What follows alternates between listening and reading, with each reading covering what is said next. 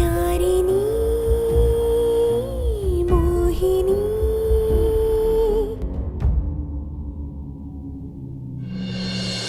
ತೀರಿ ಹೋದ ಮೊದಲ ಹೆಂಡತಿ ಚಿತ್ರಾಳ ನೆನಪಲ್ಲೇ ಇರುವ ಮುತ್ತುವನ್ನ ಎರಡನೇ ಮದುವೆಗೆ ಒಪ್ಪಿಸಲು ಪೂಜೆ ಮಾಡಿಸಿ ತಾಯತ ತರಿಸುತ್ತಾಳೆ ನೀಲಾಂಬರಿ. ತಾಯತವನ್ನ ನೆಲದಲ್ಲಿ ಹೂಳುವಾಗ ಅಲ್ಲಿ ಬಂಧಿಸಲ್ಪಟ್ಟ ಚಿತ್ರಾಳ ಆತ್ಮ ಬಿಡುಗಡೆ ಪಡೆದು ನೀಲಾಂಬರಿಯನ್ನ ಕಾಡೋದಕ್ಕೆ ಶುರು ಮಾಡುತ್ತೆ. ತನ್ನ ಮಗ ಮುತ್ತುವಿಗೆ ಬೆಳ್ಳಿಯೇ ಸರಿಯಾದ ಜೋಡಿ ಎಂದು ಸ್ವಾಮೀಜಿ ಕೊಟ್ಟ ಸೂಚನೆಯಂತೆ ತಂಗಿಯ ಮನೆಗೆ ಹೋಗುವ ಬಸವರಾಜು ಅವರನ್ನ ತಮ್ಮ ಹಳ್ಳಿಗೆ ಬರಲು ಒಪ್ಪಿಸುತ್ತಾನೆ. ಬೆಳ್ಳಿ ಮುತ್ತುವಿನ ಹಳ್ಳಿಗೆ ಕಾಲಿಟ್ಟ ಘಳಿಗೆಗೆ ಸರಿಯಾಗಿ ಮುತ್ತು ಒಂದು ದೊಡ್ಡ ಅಪಘಾತದಿಂದ ಪಾರಾಗುತ್ತಾನೆ. ಬೆಳ್ಳಿ ಮುತ್ತುವಿಗಾಗಿ ತಾನೇ ಆಸೆಯಿಂದ ಅಡಿಗೆ ಮಾಡಿಕೊಂಡು ಬಂದಾಗ ನೀಲಾಂಬರಿಯ ಸೂಚನೆಯಂತೆ ಮತ್ತೆ ಮನೆಯ ಕಡೆಗೆ ಬರಬಾರದೆಂದು ಮನೆಯ ಆಳು ಹೆದರಿಸಿ ಕಳುಹಿಸುತ್ತಾನೆ.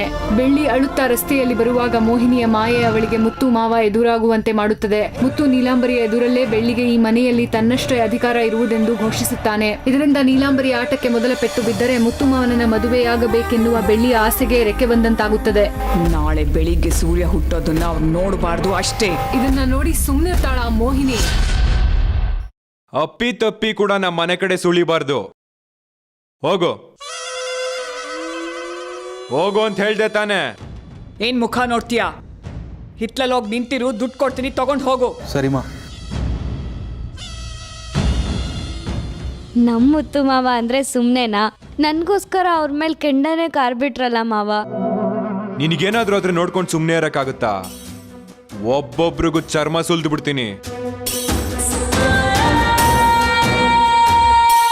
ನಿನ್ ಮಗು ತರ ಬೆಳ್ಳಿ, ನೀನ್ ಪ್ಲಾಸ್ಟಿಕ್ ಕವರಲ್ಲಿ ಮೀನ್ ಹಿಡ್ಕೊಂಡು ಹೋಗೋದನ್ನ ನಾನೇ ನೋಡಿದೀನಿ. ಪೆನ್ಸಿಲ್ನ ಚೂಪ್ ಮಾಡಿ ನೀರಲ್ಲಿ ಹಾಕಿದ್ರೆ ರಬ್ಬರ್ ಆಗುತ್ತೆ ಅಂತ ನನ್ನ ಹತ್ರನೇ ಎಷ್ಟೊಂದ್ಸರಿ ಹೇಳಿದ್ಯಾ. ನಿನ್ನಲ್ಲಿ ಇನ್ನೂ ಆ ಮುಗ್ಧತೆ ಹಾಗೇ ಇದೆ.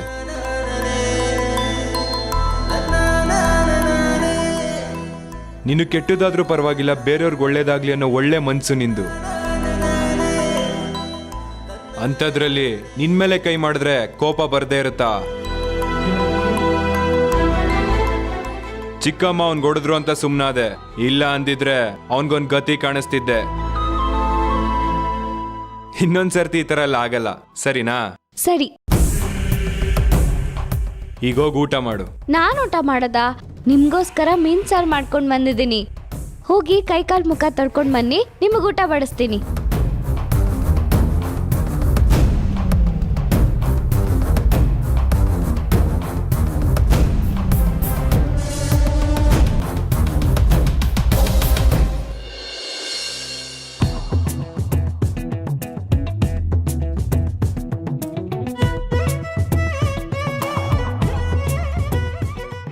ರೀ, ಅಣ್ಣ ಏನಾರು ಇವಾಗ ತಕ್ಷಣ ಊಟಕ್ಕೆ ಬಂದ್ರೆ ಏನ್ರಿ ಮಾಡೋದು? ನಾವೇನು ಉಳಿಸೇ ಇಲ್ಲ ಅವನಿಗೆ. ಊಟ ಮಾಡೋ ಟೈಮಲ್ಲಿ ಬೇರೆಯವ್ರ ಬಗ್ಗೆ ಚಿಂತೆ ಮಾಡಬಾರ್ದು. ಊಟ ಮಾಡು.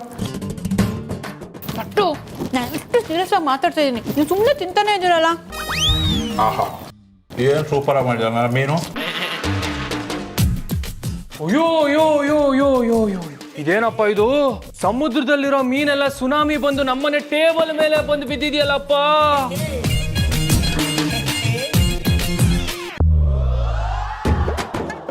ಬರೀ ಮುಳ್ಳು ಮಾತ್ರ ಕಾಣ್ತಿದೆ, ಮಿಕ್ಕಿದ ಪಾರ್ಟ್ಸ್ ಎಲ್ಲ ಎಲ್ಲೋಯ್ತು? ಸಮುದ್ರ ಸೇರ್ಕೊಂಡಿದೆ.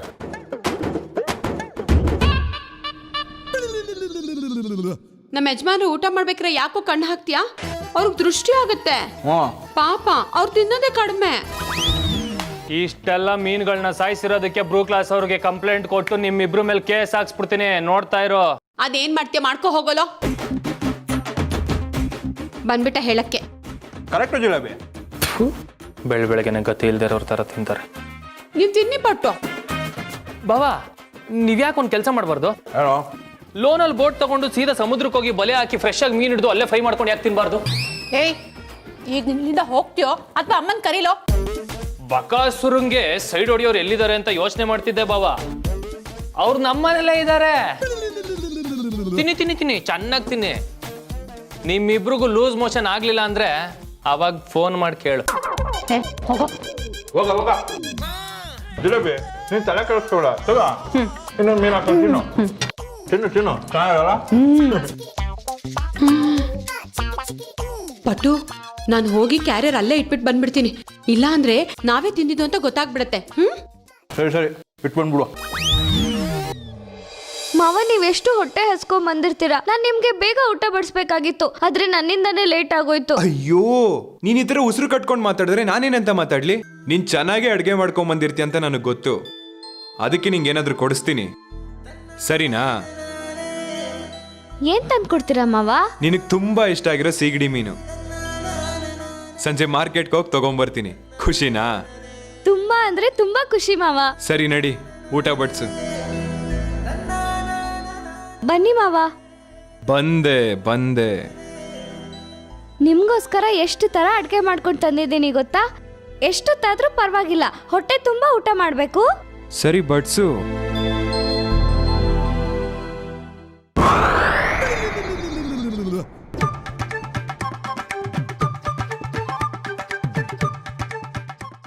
ಅಯ್ಯಯ್ಯೋ, ಇದ್ರಲ್ಲಿ ಏನೂ ಇಲ್ಲ, ಎಲ್ಲ ಖಾಲಿ ಆಗೋಗಿದೆ.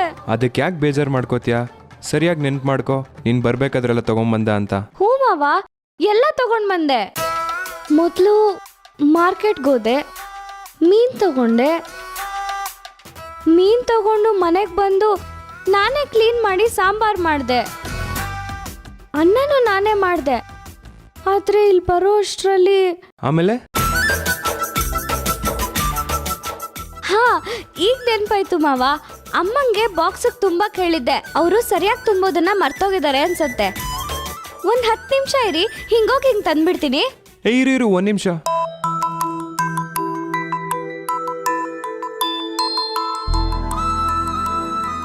ಸರಿ ಹೋಗು. ಸರಿ ಮಾವ.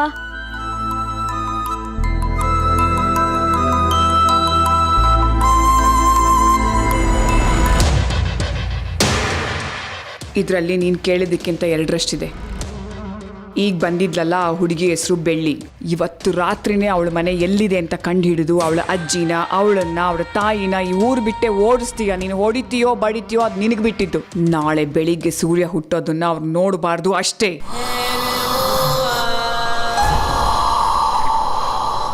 ಇದರಲ್ಲಿ ಏನೇ ಸಮಸ್ಯೆ ಬಂದರೂ ನೀವೇ ಮಾಡಿಸಿರೋ ಹಾಗಿರಬೇಕು, ನಾವು ಮಾಡಿಸಿರೋದು ಅಂತ ಗೊತ್ತಾಗಬಾರ್ದು.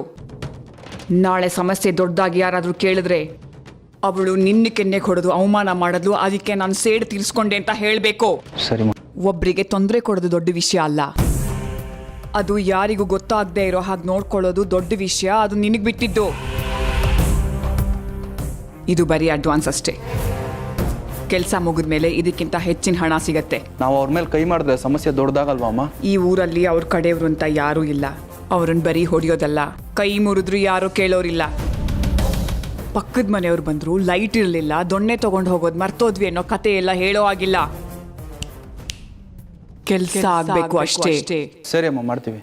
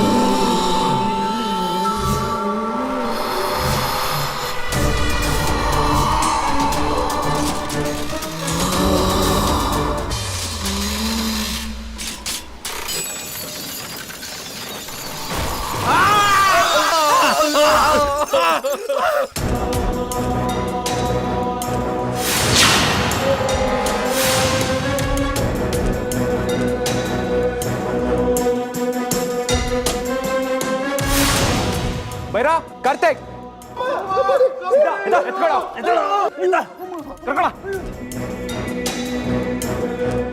ಹಾಸ್ಪಿಟ್ಲ್ ಕರ್ಕೊಂಡು ಹೋಗ್ರ. ಆಯ್ತಣ್ಣ.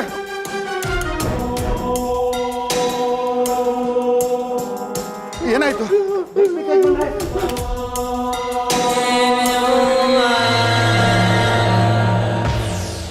ಏನೇ ಶಶಿ ಇದು? ಈಗಷ್ಟೇ ಬೆಳ್ಳಿನ ಈ ಊರಿಂದಾನೇ ಖಾಲಿ ಮಾಡಿಸ್ತೀನಿ ಅಂತ ಹೋದವರು ಅವರೇ ಖಾಲಿ ಆಗೋಗೋದ್ರಲ್ಲಿ ಇದ್ರಲ್ಲೇ.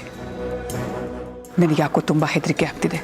ಅಕ್ಕ, ನೀನು ಇದನ್ನೆಲ್ಲ ಮನ್ಸು ಕಚ್ಕೊಂಡು ಕೊರಗಬೇಡ. ಚೈನ್ ಲೂಸ್ ಆಗಿತ್ತು, ಅದಕ್ಕೆ ಕೆಳಗೆ ಬಿದ್ದು ಒಡೆದೋಗಿದೆ. ಅದಕ್ಕೇನು ಮಾಡೋಕ್ಕಾಗುತ್ತೆ ಅಕ್ಕ? ಅಕ್ಕ, ಮುತ್ತು ಬರ್ತಿದ್ದಾನೆ. ಚಿಕ್ಕಮ್ಮ, ನಾನು ಹಾಸ್ಪಿಟ್ಲಿಗೆ ಹೋಗಿ ಬರ್ತೀನಿ. ಮುತ್ತು ಇದನ್ನ ಒಳ್ಳೆಗಳಿಗೆ ಅನ್ಕೋಬೇಕು, ಕೆಟ್ಟಗಳಿಗೆ ಅನ್ಕೋಬೇಕು. ಈಗಷ್ಟೇ ನೀನು ಅಲ್ಲೇ ನಿಂತ್ಕೊಂಡು ಮಾತಾಡ್ತಾ ಇದ್ದೆ. ಅಕಸ್ಮಾತ್ ಅದೇನಾದರೂ ನಿನ್ನ ತಲೆ ಮೇಲೆ ಬಿದ್ದೋಗಿದ್ದಿದ್ರೆ ನಾನಂತೂ ಜೀವಂತವಾಗಿರ್ತಿರ್ಲಿಲ್ಲ.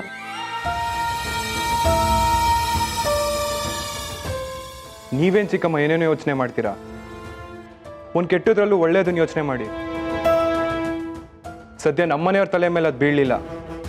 ನಾನು ಬರ್ತೀನಿ ಚಿಕ್ಕಮ್ಮ. ಮಾವ ನಿನ್ನ ಮನೆಗೆ ಹೋಗು. ಅಮ್ಮ ಏನಾದರೂ ಕೇಳಿದ್ರೆ ನಾನು ಆಮೇಲೆ ಬರ್ತೀನಿ ಅಂತ ಹೇಳು. ಮಾವ ಊಟ ಮಾಡದೆ ಹಾಗೆ ಹೋಗ್ತಿದ್ದೀರಾ? ಅದು ಬಿಡು, ಈ ದುಡ್ಡು ತಗೋ.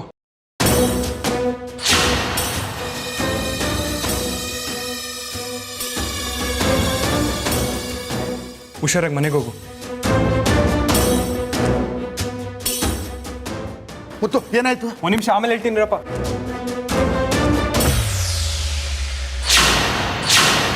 ಯಾರಿನಿ ಮೋಹಿನಿ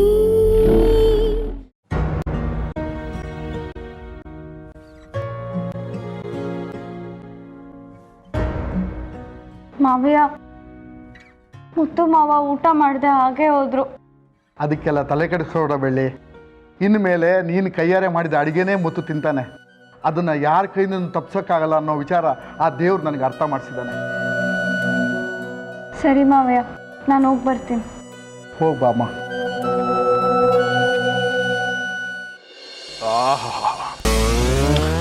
ಫಸ್ಟ್ ಕ್ಲಾಸ್ ಮೇನೆ ಊಟ. ಈ ಹಲ್ಲಿ ಸಿಕ್ಕಾಕೊಂಡು ತೆಗಿಯೋದು ಬಂದರೆ ಒಂಥರ ಮಜಾ.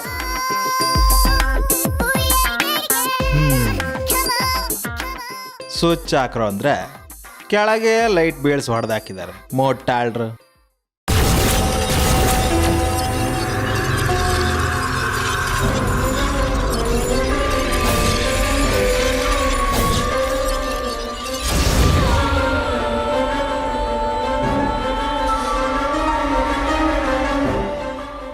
ಜಿಲೇಬಿ ಬೈಲಿ ಮುಂದುವರಿಯುವುದು ಅಂತ ಬರ್ತಿದೆ, ಅಲ್ಲಿ ನೋಡು.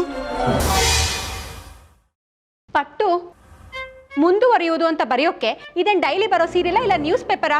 ಹೀಗೆ ವಿಚಿತ್ರವಾಗಿ ಆಡ್ತಿದ್ದೀರಲ್ಲ, ಲೈಟ್ ಅವ್ರ ಮೇಲೆ ಬಿತ್ತಾ ನಿಮ್ಮ ಮೇಲೆ ಬಿತ್ತಾ? ಮೊದಲು ನಿಮ್ಮನ್ನ ಯಾವ್ದಾದ್ರು ಒಳ್ಳೆ ಡಾಕ್ಟರ್ ಹತ್ರ ಕರ್ಕೊಂಡು ಹೋಗ್ಬೇಕು. ಅಲ್ಲ ರೀ, ಅವ್ರಿಗೆ ಅಷ್ಟೊಂದು ಪೆಟ್ಟು ಬಿದ್ದಿತ್ತು. ಅವ್ರಿಗೆ ಟ್ರೀಟ್ಮೆಂಟ್ ಕೊಡೋದು ಬಿಟ್ಟು ಚೆನ್ನಾಗಿ ಮೀನು ತಿಂದು ಮುಂದುವರಿಯೋದು ಹಿಂದುವರಿಯೋದು ಅನ್ಕೊಂಡು ಏನೋ ವಿಚಿತ್ರವಾಗಿ ಮಾತಾಡ್ತಿದ್ದೀರಲ್ಲ. ಬನ್ರಿ ಒಳಗಡೆ. ಜಿಲೇಬಿ ನನಗೆ ತಲೆ ಸರಿ ಇಲ್ವಾ? ಅಯ್ಯಪ್ಪ ಜಿಲೇಬಿ.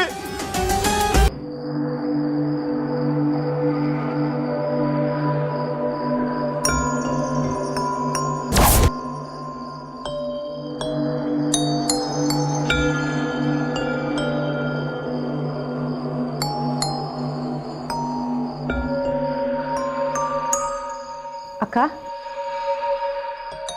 ಏನು ಶಶಿಕಲಾ, ಹೊಸದಾಗಿ ಏನಾದರೂ ತೊಂದರೆ ಶುರುವಾಯ್ತಾ? ಇಲ್ಲ ಅಕ್ಕ, ನಿಮ್ಮನ್ನ ಊಟಕ್ಕೆ ಕರೆಯೋಣ ಅಂತ ಬಂದೆ. ನೀವು ನೋಡಿದ್ರೆ ಏನೋ ಯೋಚನೆ ಮಾಡ್ಕೊಂಡು ಓಡಾಡ್ತಿದ್ದೀರಾ. ಆಗಲೇ ತುಂಬ ಲೇಟ್ ಆಗಿದೆ, ಬನ್ನಿ ಊಟಕ್ಕೆ. ನನಗೆ ಊಟ ಮಾಡೋ ಮನಸ್ಸಿಲ್ಲ. ಸ್ವಲ್ಪ ಹೊತ್ತು ನನ್ನನ್ನು ಒಂಟಿಯಾಗಿರೋದಕ್ಕೆ ಬಿಟ್ಬಿಡು. ಯಾಕಕ್ಕ, ಹುಷಾರಿಲ್ವಾ? ಹುಷಾರಾಗೇ ಇದ್ದೀನಿ, ಆದರೆ ನನ್ನ ಮನಸ್ಸೇ ಸರಿಯಾಗಿಲ್ಲ. ಏನು ಮನ್ ಸರಿ ಇಲ್ವಾ? ಅಕ್ಕ, ನಾವು ಇನ್ನೊಬ್ಬರಿಗೆ ತೊಂದರೆ ಕೊಟ್ಟು ಅದರಲ್ಲಿ ಖುಷಿ ಕಂಡ್ಕೊಳ್ಳೋರು. ಒಂದೇ ದಿನದಲ್ಲಿ ನಾನು ಕಟ್ಟಿದ ಗೋಪುರ ಕುಸ್ತೋಯ್ತಲ್ಲ, ಅದು ನನ್ನ ಮನಸ್ಸಿನ ನೆಮ್ಮದಿನ ಹಾಳು ಮಾಡಿದೆ. ಮಣ್ಪಾಲ, ನಿಮ್ಮ ಯೋಜನೆ ಏನಿತ್ತಕ್ಕ? ನಿನ್ನೆ ಬೆಳಿಗ್ಗೆ ಮುತ್ತು ಮತ್ತೆ ಬೆಳ್ಳಿ ಮದುವೆ ಮಾಡಿಕೊಂಡು ನನ್ನ ಹತ್ರ ಆಶೀರ್ವಾದ ತಗೊಳ್ಳೋ ಹಾಗೆ ಕನಸು ಬಿತ್ತು. ನಾನು ಮಹಡಿ ಮೇಲೆ ನಿಂತ್ಕೊಂಡಿರುವಾಗ ಕಾಗೆ ಬಂದು ನನ್ನ ತಲೆ ಮೇಲೆ ಕುಕ್ಬಿಟ್ಟು ಹೋಯ್ತು. ಬೆಳ್ಳಿನ ಈ ಊರೇ ಬಿಟ್ಟು ಓಡಿಸ್ತೀನಿ ಅಂದವ್ರ ತಲೆ ಮೇಲೆ ಲೈಟ್ ಬಿತ್ತು. ಅವರು ಹಾಸಿಗೆ ಬಿಟ್ಟು ಹೇಳೋದಕ್ಕೆ ಕಡಿಮೆ ಅಂದರೂ 3 ತಿಂಗಳು ಬೇಕು. ಕೆಲಸ ಮಾಡೋರಿಗೆ ಈ ಗತಿ ಆಗಿದೆ ಅಂದರೆ ಕೆಲಸ ಮಾಡಿಸೋ ನನಗೆ ಇನ್ಯಾವ ಗತಿ ಆಗ್ಬೋದು ಅಂತ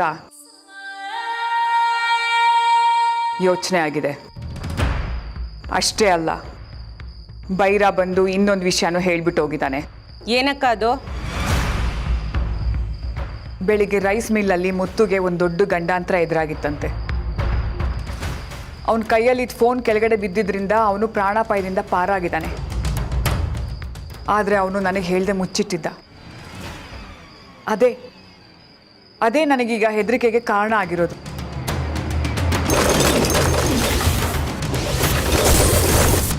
ನನ್ನ ಮಹಡಿ ಮೇಲೆ ನಿಂತ್ಕೊಂಡಿರುವಾಗ ಕಾಗೆ ಬಂದು ನನ್ನ ತಲೆ ಮೇಲೆ ಕುಕ್ಬಿಟ್ಟು ಹೋಯ್ತು. ಏನಕ್ಕ ಅಲ್ಲಿ ನಡೆದಿರೋದು ಇಲ್ಲಿ ನಡೀತಿರೋದು ಎಲ್ಲನೂ ತಲೆಗೆ ಹಾಕ್ಕೊಂಡು ಇಷ್ಟೊಂದು ಭಯ ಪಡ್ತಿದ್ದೀರಲ್ಲ. ಕೊಂಬೆಗಳಿಗೆ ಹಚ್ಚಿರೋ ಬೆಂಕಿ ಒಂದಲ್ಲ ಒಂದಿನ ನಂಬುಡಕ್ಕೆ ಬರುತ್ತೆ. ಆ ಬೆಳ್ಳಿ ಸಾಮಾನ್ಯವಾದವಳಲ್ಲ, ಅವಳಲ್ಲಿ ಏನೋ ಒಂದು ಶಕ್ತಿ ಇದೆ. ಒಂದೇ ಒಂದು ಏಟ್ಗೆ ಎದ್ದು ಬಿದ್ದು ಓಡೋದ್ಲು. ಅಂಥವಳನ್ನ ನೋಡಿ ನೀವು ಎದ್ರುಕೋತಿದ್ದೀರಲ್ಲಕ್ಕ, ನಿಮ್ಗೇನು ಹೇಳಿ? ಎದ್ದು ಬಿದ್ದು ಓಡ್ ಹೋದವಳು ವಾಪಸ್ ಬರಬೇಕಾದ್ರೆ ಮುತ್ತು ಜೊತೆ ಹೇಗೆ ಬಂದ್ಲು? ಈಗ ನಾನು ಏನೇ ಅಂದ್ಕೊಂಡ್ರು ಅವಳನ್ನು ಏನೂ ಮಾಡೋಕ್ಕಾಗಲ್ಲ. ಏನೋ ತಾನೇ ಕಟ್ಕೊಂಡಿರೋ ಹೆಂಡತಿ ಥರ ನನಗೆ ಈ ಮನೇಲಿ ಎಷ್ಟು ಮರ್ಯಾದೆ ಇದೆಯೋ ಅವಳಿಗೂ ಅಷ್ಟೇ ಮರ್ಯಾದೆ ಕೊಡಬೇಕು ಅಂತಾನೆ ಆ ಮುತ್ತು. ಅವಳೇನಾದರೂ ಈ ಮನೆಗೆ ಬಂದರೆ ನಾವು ಆಚೆ ಹೋಗಬೇಕಾಗತ್ತೆ. ಕಾಗೇನೆ ಹದ್ದಿನ ಥರ ಕುಕ್ಕಿದೆ ಅಂದರೆ ಇನ್ನು ನಮ್ಮ ಮುತ್ತು ಹೇಗೆ ಬದಲಾಗ್ಬೋದು ನೀನೇ ಹೇಳು. ಆಗೋಗಿರೋದನ್ನೆಲ್ಲ ನೆನೆಸ್ಕೊಂಡು ಯಾಕಕ್ಕ ಮನ್ಸು ಕೆಡ್ಸ್ಕೊತೀರಾ? ಜೀವನದಲ್ಲಿ ಗಾಳ ಹಾಕಿ ಮೀನು ಹಿಡಿತಾ ಇದ್ದೆ ನಾನು. ಅಂಥದ್ರಲ್ಲಿ ಆ ಗಾಳಕ್ಕೆ ಮೀನಾಗ್ಬಿಡ್ತೀನೇನೋ ಅಂತ ಹೆದರಿಕೆ ಶುರುವಾಗಿದೆ. ಎಲ್ಲ ಸರಿ ಹೋಗುತ್ತೆ, ನೆಮ್ಮದಿಯಾಗಿರಿ ಅಕ್ಕ. ನಾನು ನೆಮ್ಮದಿಯಾಗಿರಬೇಕು ಅಂದರೆ ನಾನು ನೋಡಿದ ಹುಡುಗಿಗೆ ಮುತ್ತು ತಾಳಿ ಕಟ್ಟಬೇಕು. ಆ ಬೆಳ್ಳಿ ನಮ್ಮ ಮನೆ ಕಡೆಗೂ ಸುಳಿಬಾರ್ದು. ಆಗಲೇ ನಾನು ನೆಮ್ಮದಿಯಾಗಿರೋಕ್ಕೆ ಸಾಧ್ಯ.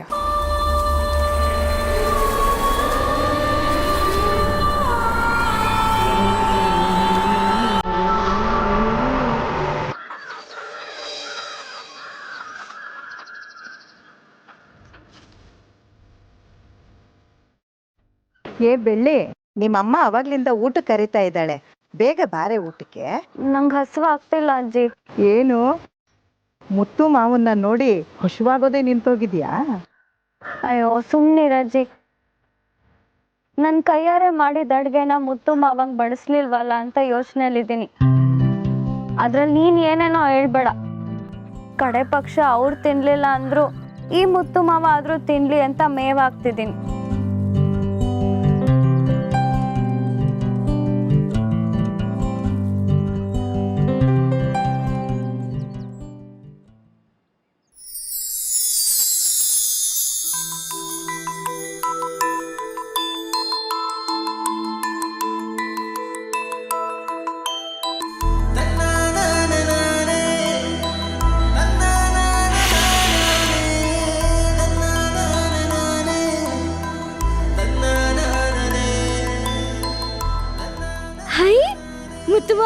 ಏನು ಕೋಳಿಗೂ ಹುಂಜಕ್ಕೂ ಒಟ್ಟೊಟ್ಟಿಗೆ ಮೇವಾಗ್ತಿದ್ಯಾ? ಹಂಗೆಲ್ಲ ಹೇಳ್ಬೇಡಿ ಮಾವ.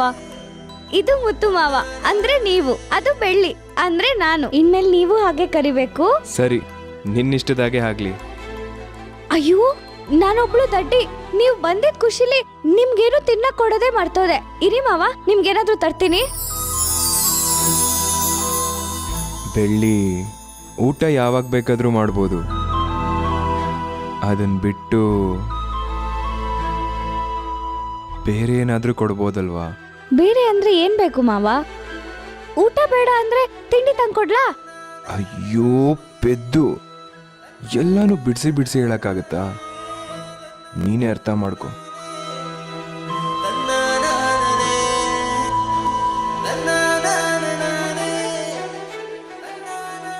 ಬೇರೆ ಏನಾದ್ರೂ ಅಂದ್ರೆ ಅದು ಅರ್ಥ ಆಯ್ತು. ಹೋಗ್ ಮಾವ, ನೀನು ಏನೇನೋ ಕೇಳ್ತೀಯ. ಮದ್ವೆಗ್ ಮುಂಚೆ ಇದೆಲ್ಲ ಕೇಳೋದು ತಪ್ಪಲ್ವಾ? ಮದ್ವೆ ಆದ್ಮೇಲೆ ನಿನ್ ಜೊತೆಲೇ ಇರ್ತೀನಿ ತಾನೆ? ಏಯ್, ಎಷ್ಟು ಸಲ ಹೇಳಿದೀನಿ ನಿನಗೆ, ಹೊತ್ತಲ್ಲದ ಹೊತ್ನಲ್ಲಿ ಊರ್ ತುಂಬಾ ಅಲಿಬೇಡ ಅಂತ. ನನ್ ಮಾತು ಎಲ್ಲಿ ಕೇಳ್ತೀಯ? ಯಾವ್ದೋ ಗಾಳಿ ಮೆಟ್ಕೊಂಡು ಏನೇನೋ ಮಾತಾಡ್ತಿದ್ಯಾ ನೋಡು. ಅವಳಿಗೆ ಗಾಳಿ ಮೆಟ್ಕೊಂಡಿಲ್ಲ, ಅವಳು ಧೀರನ್ ಕನಸು ಕಾಣ್ತಾ ಇದ್ದಾಳೆ. ಅಯ್ಯಯ್ಯೋ, ಅಜ್ಜಿ ಧೀರ ಅಂತೆಲ್ಲ ಅಂತಿದ್ದಾರೆ. ಏನಾದ್ರೂ ಕೇಳಿಸ್ಕೊಂಡ್ಬಿಟ್ರು ಏನೋ. ಅದು ಬುಲೆಟ್ನಲ್ಲಿ ಹೋಗೋ ಧೀರನ್ ಕನಸು ಕಾಣ್ತಾ ಇದ್ದಾಳೆ. ಬೆಳ್ಳಿ, ಹಗಲ್ಗನ್ಸ್ಕೊಂಡಿದ್ ಸಾಕು, ನಡಿ ಒಳಗೆ. ಇವಳಿಗೆ ಎಷ್ಟು ಹೇಳಿದ್ರು ಬುದ್ಧಿ ಬರಲ್ವಲ್ಲ ಅಮ್ಮ.